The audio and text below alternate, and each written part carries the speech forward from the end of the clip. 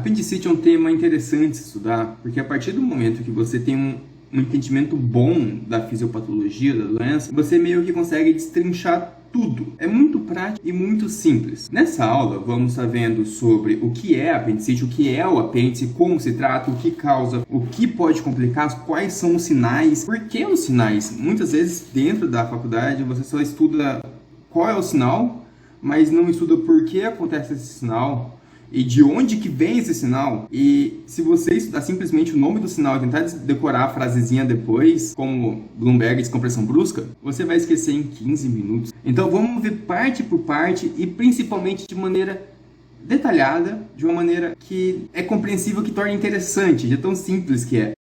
O apertura muscular, que é ligado na primeira parte do intestino grosso, no seco, é formato de verme. É o apêndice em formato de verme, parece um vermezinho, parece uma... E o apêndice é essa estruturazinha muscular que está aqui ligado no seco, que é a primeira parte do intestino grosso. E o que é interessante sobre tudo isso é que vemos que muitas pessoas que passaram por um caso de apendicectomia conseguem ter uma vida normal após isso. Então é muito comum que as pessoas tenham a dúvida de qual é a função do apêndice, uma vez que se você tira ele não faz falta nenhuma. Bem, muitos vão dizer que o apêndice, na verdade, é um vestígio que há muito tempo atrás foi um órgão errado, mas o apêndice sim, as suas funções, principalmente a grande quantidade de nódulos linfáticos na produção de anticorpos e o auxílio no depósito de completamente irrelevante, principalmente na vida adulta, é algo completamente irrelevante, e dessa maneira essa extensão muscular que fica ligado num órgão oco, que é o seco, não tem relevância a ponto de se preocupar após a apendicectomia. E o que pode causar um apendicite? Em vez de ficar decorando que fecalite é uma das principais causas, hiperplasia linfática é uma das principais causas em criança, é só você entender o seguinte: a apendicite ela vai ocorrer porque tem uma obstrução da luz do apêndice. O apêndice, ele tem uma mucosa que secreta muco.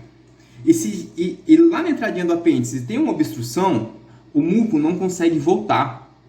E aí você vai ter o começo da fase edematosa, porque acumula muco dentro do apêndice e isso vai aumentando, inflamando, altera a irrigação da pressão arterial, da pressão venosa.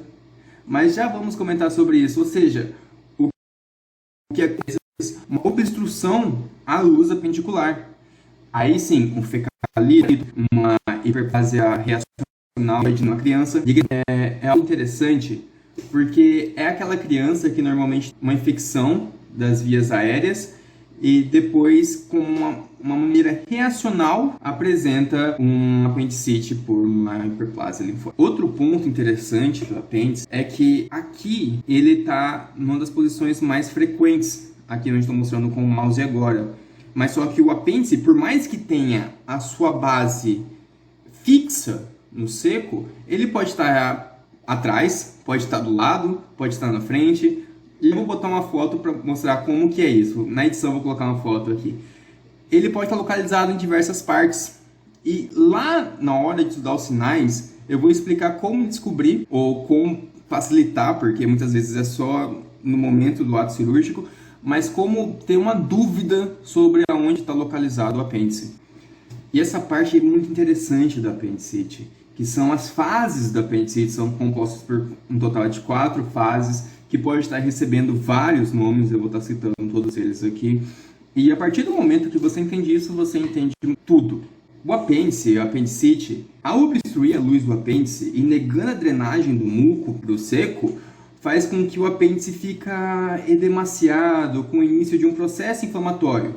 E o aumento da pressão dentro do apêndice pode ultrapassar a pressão deixa o apêndice hiperêmico, ou seja, muito moco, deixa edematoso. Você pode estar encontrando como fase edematosa, fase inflamatória. A segunda fase é a fase supurativa, fibrinosa ou purulenta. Por quê? O organismo vendo toda aquela bagunça lá no apêndice, ele olha aquela bagunça e fica, meu Deus, por que isso? E começa a enviar várias células de defesa, o que fomenta a formação de fibrina e também ele fica purulento.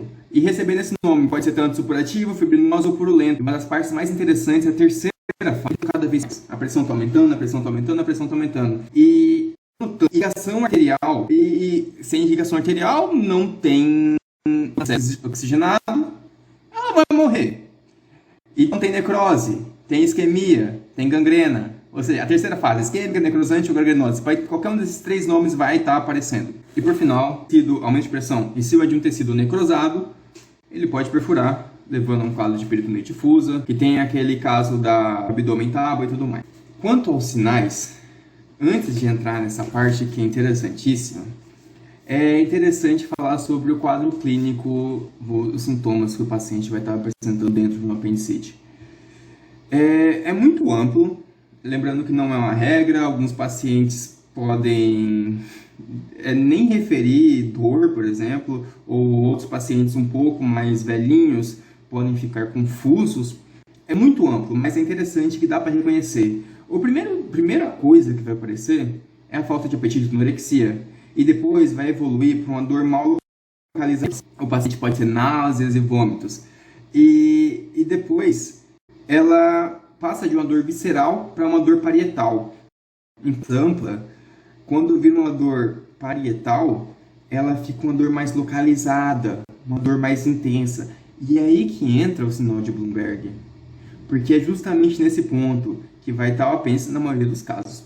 A dor tem o seu pico aí nesse pontinho mesmo, nesse pontinho vermelho que está no slide, no ponto de McBurney, que para saber exatamente onde ele está, pega aqui nessa imagem, do umbigo até a espinha antero-superior direita, superior dele, e divide isso em três partes. Entre a parte média e a parte externa vai estar o ponto. E geralmente é aí que ele está localizado. Pode estar localizado retroperitoneal, pode estar localizado em outras partes. O sinal de Bloomberg, descompressão, bem, quando apertamos o abdômen no paciente com apendicite, normalmente já vai doer muito. Mas quando tem uma descompressão brusca, dói ainda mais. Porque o peritoneu parietal do visceral descola. Então a dor é ainda maior. Ou seja, a dor, a descompressão brusca. O sinal de Lelandro é interessante porque ele não diz somente sobre apendicite, mas sim sobre um caso de peritonite, caso de abdômen agudo, onde ele diz que tem a diferença de 1 grau entre a temperatura axilar e a temperatura retal. É um sinal até muito fácil de estar buscando por ele. Outros sinais seriam o sinal de Duffin, Lapinski, Aron, Tenhor e William Pessoas. O Duffin, ele é bem conhecido também e é sobre descolar o peritoneu visceral do parietal, Bloomberg, mas ele pode ser por uma percussão no ponto de McBurney ou pedindo para o paciente tossir, porque quando o paciente está tossindo, tem esse descolamento do peritoneu parietal, do visceral. O Lapinski é a dor, a descompressão brusca na fossa ilíaca direita, enquanto o paciente ou o próprio examinador eleva o membro inferior direito, está esticado. Eu vou tentar colocar uma foto na edição, espero lembrar disso. O sinal de Aron é basicamente uma dor epigástrica que é referida durante a compressão porque é uma dor promovida na tração do testículo direito. O sinal de William Pessoas é o sinal que é uma dor para o paciente deitado sobre o seu lado esquerdo.